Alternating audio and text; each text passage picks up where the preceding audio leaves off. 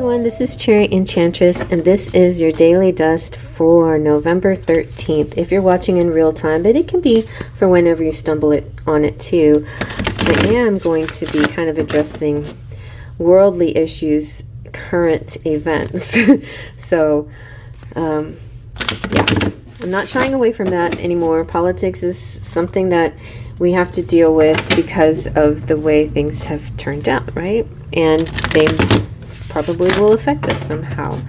They already have. You know, a lot of people voted because maybe they thought they needed a change. Maybe they thought they wanted lower gas prices and cheaper bread or something like that. That was so much more important than the other things that they wanted. But anyway, let's see what cards come out. I'm going to use the Fairy Oracle again. Fairies Oracle by Brian Froud because I like it. It's been funny. Okay, let's see who comes out to see us. Oh, Ecstasy's nice. She's so beautiful. Oh, she came out yesterday. Tayton, the sylph. And whoa, the singers. Oh, this is a very light day, everybody. It's a very beautiful, happy, light day. Very nice. Lots of beauty and singing and happiness in the air. All right, I'm going to break it down one at a time. Before I get into each one individual, I'm going to tell you generally the fairies in this deck are in different categories, and one of the main and prettiest and sweetest categories is called the singers. The singers are the singers of the realm of angels. St. Thomas Aquinas wrote, "Angels transcend every religion, every philosophy, every creed. In fact, angels have no religion as we know it. Their existence precedes every religious system that ever existed on earth. These are the great ones, whose wings span the multiverse in all dimensions. They have a multitude of human-given names, angels, devas, gods, dakinis, and many others. And it doesn't matter to them what we call them. They just hope we call upon them. They are the singers of the underlying song of the universe.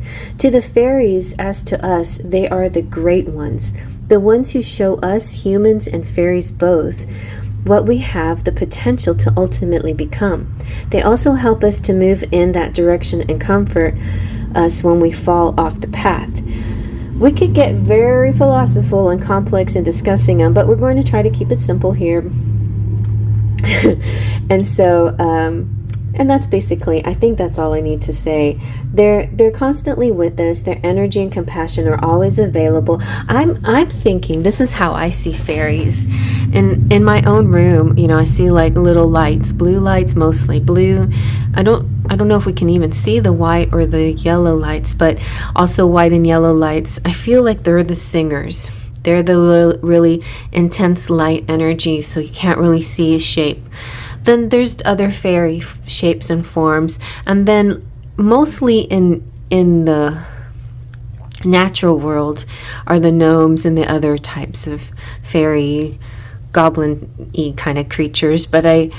And then there's some people out there that believe that there's that, you know, biting type of fairy. Maybe they do exist, but I happen to think my fairies are the sweet kind of fairies. Anyway, but yeah, so. But here we have, Tayton is kind of one of those main fairies that you may, when you see small, you can still see her shape. She's almost a little bit clear and see-through. She's light, and sometimes she'll get bigger, and then she looks like a female form with wings, and sometimes robed and sometimes not, sometimes disrobed. But let's talk about ecstasies first. This is a really nice one. This is ecstasy, joy, rapture, and motivation. So the very happy energy on this particular day, whenever you stumble upon it. She is a song that feels like unity, and there's nothing but that song. No voice to sing, no ears to hear, just infinite and eternal song. And that is completely filling everything. And it's just so rhapsodous and rapturous. It's blissful. It's like the cosmos, and it feels like order and harmony. And it's like, oh, okay, I got goosebumps. When something seems just perfect, like, how like in your head you hear the choir of angels, ah, that's what this is. It's like that. It's like that moment where everything just kind of converges and all you can think of is, ah, so it's like that. It's a unity feeling. It's like everything falling into the perfect energy and harmony. So that's a really happy one. So it's more like a feeling than anything else, an energy when that's around. And so it could be like one of these days where you're feeling really good, or like just the right thing happened at the right time, or just you met the perfect person, like when you fall in love, or you win the lottery, or a mini miracle happens, or just, like you just can't go wrong. It's like, I don't know why I'm seeing a bridge, but I'm seeing like suddenly a bridge is there when there wasn't, and you needed to get from point A to point B, and then there's a bridge, and you're like, oh, how did that happen? It's things like that. Okay. So Tayton, the sylph, is acute intellect, quickness, and mental synthesis and discernment. She came out yesterday, and to me she represented, in politics, she represented Kamala because of her intelligence and her fairness and her fairy-like ways. But this can be anybody. It could be you, it can be me, it could be people that just astound you, surprise you, make you feel happy when you're around them, and also somebody who's really doing some amazing work. And I feel like it could be a bunch of things falling into place that this person has undertaken, and it's like the heavens are singing. It's like you got it, you figured it out. It's like a jackpot. It's ding, ding, ding. It's harmony. I just don't know how else to explain it. I get goosebumps when I think about it, and so as a feeling, it's goosebumps everywhere. As a thought, it's bright and light and white, But so, and Tayton is probably the spirit person or energy that brings it to you. She is about ideas popping into your head like an aha moment, and she's psychic abilities as well, as so seeing things, you're like, now it's all making sense. Oh my gosh. Like I had this dream, or I saw this before the election, and I was just wondering what the heck, and now I'm like, oh, it's all coming clear. It's like all falling to place. All these little tiny things that came out yesterday are all starting to fall into place today. So out of conflict and confusion, resolved by goodwill and clear thinking, a new and better understanding may come. And that's how we ended yesterday's reading, and that's the center of this reading, which is really great because this reading can only, or this day can only get better. And so we have the singer of courage. Oh, I love that. Some more goosebumps. So bravery, sublimation of fear, and moral strength, which is so much stronger than anything else. Love is the highest energy, not fear. Strength and courage, achieves and overcomes everything. We're down but not out.